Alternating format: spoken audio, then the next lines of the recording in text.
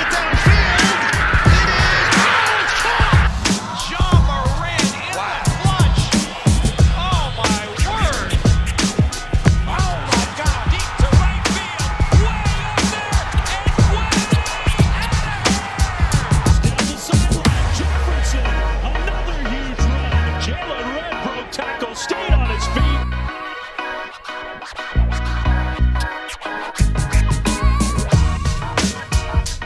Welcome back to another episode of Blake's Take, and we will start on the bump today with some impressive pitching outings in the MLB. With the dominance of John Means bringing some excitement to the Orioles franchise as he no-hit the Seattle Mariners. Means, who is now 4-0, struck out 12 and walked none. Seattle's only base runner was Sam Haggerty after he raced to first after swinging at a curveball that landed in the dirt too hard it was for a strike, but it was too hard for the catcher to get with 1 out in the third inning, and that 1-2 pitch bounced away from the catcher Pedro Severnio and ended up being the only thing that separated Means from a perfect game. That makes Means the first player to have a non-perfect no-hitter in which the opposing team did not reach on a walk, hit by pitch, or error. Means threw 79 strikes among 113 pitches, including first pitch strikes on 26 of the 27 batters, which accumulated to 12 strikeouts on the day. He became the first individual Orioles pitcher to toss a no-hitter since Jim Palmer against Oakland on August 13th, 1969. It was the 10th no-hitter in franchise history.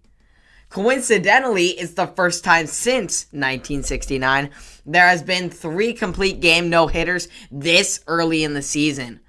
Obviously, it's incredible. It's an incredible accomplishment, but I'm getting frustrated with how lopsided Major League Baseball has become. With hitters on pace to hit a record low .234 batting average, we have to question whether pitching abilities are too great for even the elitist of sluggers. It is just very struggling to understand. And these hitters, obviously, when they do hit the ball, it's amazing to see. But it's so you don't really get to see any action anymore out in the field. There's definitely, but it has to be a highlight play because everything's either a hit or a strikeout pretty much. That's what you're seeing now, but hopefully it'll get better. And these hitters are definitely struggling to hit off these elite aces because when they get in the zone, they're in the zone. And they're literally just like that. No one could probably hit it. And as we've seen, as three pitchers have already thrown no-hitters, and we're not even a month into the season. Just crazy to think about. Here we head to another great talent on the mound, but this one does damage on the offensive side as well. I could only be talking about the one, the only, outstanding Shohei Ohtani. Ohtani looked a little wild early as he walked 2 batters to give the Rays a scoring position threat, but he would then go and get a strikeout to get out of the inning. In the third, Ohtani was getting back to normal, and I shouldn't even say that normal. That would be an understatement. He was fantastic as he stopped a laser right back to him with his glove, flipped it up into his hand like a routine play. Just unbelievable. The Angels would put up a run in the bottom half of the inning with a bases-loaded walk. Ohtani would then finish up the next 2 innings and call it a night after a pair of walks, capping off a 6-walk, 7-strikeout, 1-hit, no earned runs in his 5 innings of work. The bullpen would hold it down with a double play to get out of the inning in the 6th, but in the 7th, Brandon Lau would launch one to center. Mike Trout back at the wall, but just too far, giving the Rays the 2-run lead off of that 3-run homer by Lau. Jeffrey Springs would then close this one out, not allowing any Angels hitters to get a hit, and closing the game with a strikeout to secure the series victory. Just a big win for the Rays, and unfortunate loss for the Angels that they dropped that game after Ohtani had a great start, but his walks just got the best of him. Now on to a late one out in Wrigley with 2 beloved franchises in the Chicago Cubs and the Los Angeles Dodgers. It was all out heat on the mound as both Adbert Alzolay and Walker Buehler were blowing hitters by left and right as each pitcher had 5 strikeouts through the first 3 innings, leaving hitters flustered.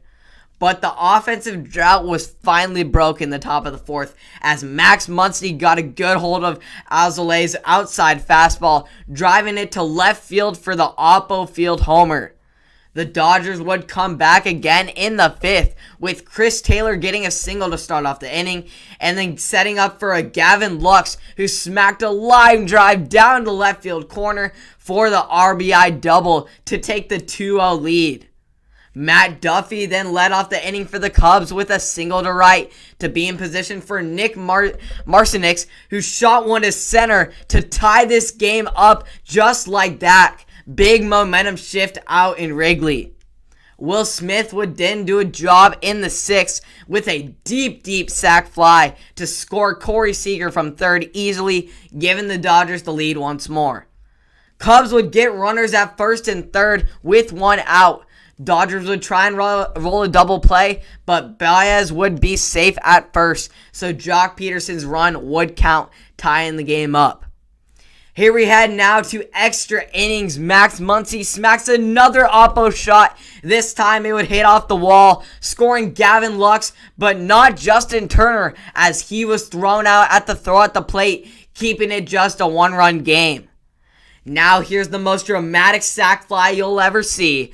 Jock Peterson rips a low inside fastball, bat flips and all, thinking it's a 3-1 walk-off, but Mookie Betts catches it easily at the warning track, and Peterson walks away in shame, but it does tie up the game, and he will go down as one of the most top 10 plays in MLB history. Big mistake with runners on first and third now as Anthony Rizzo tries to turn 2 with Baez looking for the double play, but he didn't tag his own base for the first out, which allowed the Dodgers to take the 5-4 lead. And here comes Matt Duffy with a big line drive up the middle to score Wilson Contreras from second to tie this one up 5-5 in the bottom half of the inning. Oh, it's such a back and forth intense game. Now here we go. 1-2, runners on first and second. Anthony Rizzo comes up big with the hard grounder through the shift to score Duffy for the walk-off extra inning victory. Huge, exciting game with some great baseball from both sides, giving each other a good battle of a game, but the Cubs come out with the win and secure the 4-game series sweep of the Dodgers. First sweep more than 3 games that the Dodgers have allowed since 2018. Now onto the NBA, where we have both good and bad superstar injury news. Let's start with the good news. James Harden, who we all know has transformed the Nets and is honestly their most important piece, in my opinion, over Kevin Durant. I feel like they win more when they have Harden on the floor. Has announced he is highly confident that he will return to action with a few games to spare before the playoffs. Harden originally tweaked his hamstring in late March and sat out for 2 games before returning on April 5th against the New York Knicks. But after feeling some tightness in his hamstring, he checked out after 4 minutes and didn't return. An MRI revealed later that it was a hamstring strain, and the Nets announced he would be reevaluated in just 10 days. Unfortunately, though, Harden then suffered a setback during that workout on April 20th, which has extended his absence indefinitely. Harden said the plan is to hopefully get an opportunity to play a couple games before taking on the postseason. We're just taking it one day at a time, and I'm going to leave it at that. Between Harden's injuries and various absences from Kevin Durant and Kyrie Irving, the Nets' Big Three has still only played just 7 games together. And while no one questions their abilities on the court, there is still some concern about whether they'll be able to return and stay healthy throughout that entire postseason. Personally, I'm concerned. I truly think the Nets are going to need the entire Big Three to take down the 76ers in the postseason and punch their way to the NBA Finals, as is the hope. Let alone, I don't even know if they'll be able to take down a team like the Milwaukee Bucks in a potential conference semifinals matchup. I mean, Kevin Durant and Kyrie Irving both played against that series against the Bucks, and they swept them in both back-to-back games. And that is just, I don't know if they'll be able to make it without the big three. In fact, I know they won't be able to make it past the 76ers without the big three. Although you can see that Kevin Durant and Kyrie Irving, it's good. It works. It definitely works, but it's just so on and off every night. They can dominate against the Suns one night, but then they can also blow a game against a team like the Miami Heat another night. And it's just so inconsistent. But that consistency from Harden, getting the ball moved and just letting the scorers work in Kyrie and Kevin Durant. Not to understatement that Harden is an elite scorer when he needs to be, but as we've seen this year, he was getting triple doubles left and right, just like Russell Westbrook. Obviously, not to that caliber, but seriously, when Harden is on the floor, this Nets team is it's unstoppable. It is if all three of them are on the floor, it is unstoppable. But I feel like without Harden, there is no even possible chance of winning an NBA championship. As far as the bad news, LeBron James will miss a pair of Lakers games later this week against the inner-city rivals Los Angeles Clippers and our hometown Portland Trail Blazers. Sources say that James is using these games to cautiously rehabilitate his ankle for the postseason.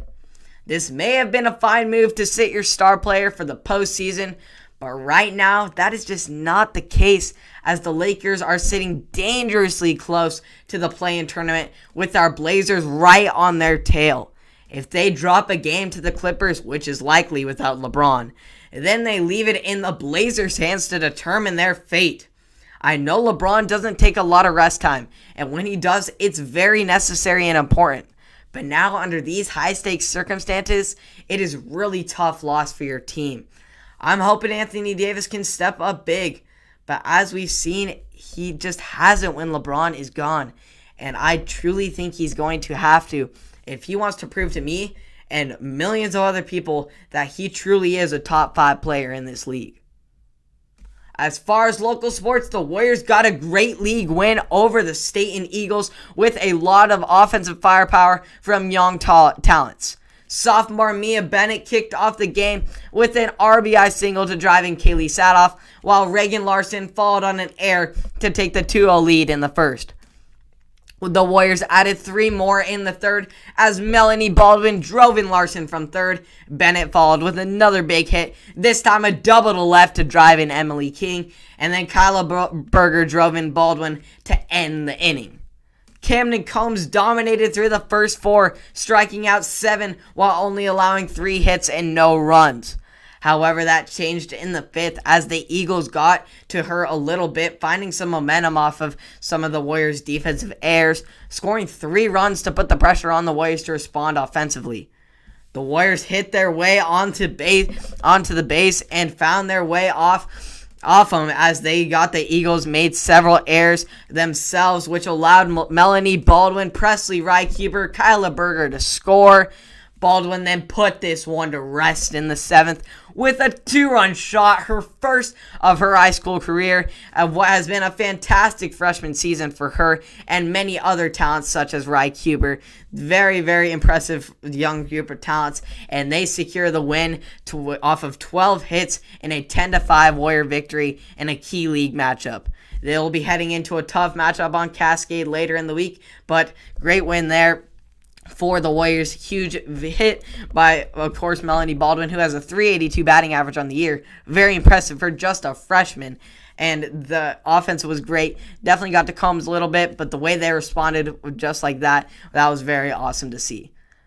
So thank you for tuning in to another episode of Blake's Take. Hope you all enjoyed the excitement on the mound in the MLB, as well as Combs, who did very well as well. And I hope you all enjoyed the injury news. I know it's not the greatest. It's very optimistic for Harden. We're optimistic to see him back because we want to see the big 3 more. This NBA, the public has only seen them, the big 3, play together 7 times. We want more. We want to see more of the Nets, obviously. And then we obviously want to see a Lakers-Nets finals. Who doesn't want to see Kyrie and LeBron duel it out for a championship?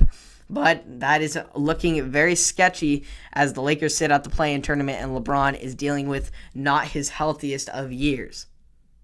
So thank you for tuning in to another episode of Blake's Take. I will catch you all in the next one, and I will see you all later.